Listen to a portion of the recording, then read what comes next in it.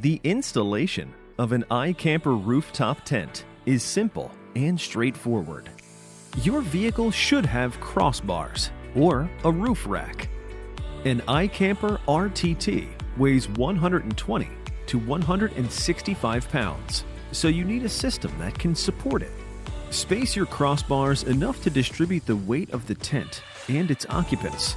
Now, the installation of your rooftop tent can begin. Place the tent on your rack system. Center the tent for the weight to be evenly distributed.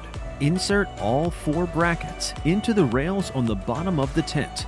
Then, connect the 2 pieces. Use the provided Allen wrench to fasten the brackets. Last, insert the rail caps. You're done! Now, let your best memories begin.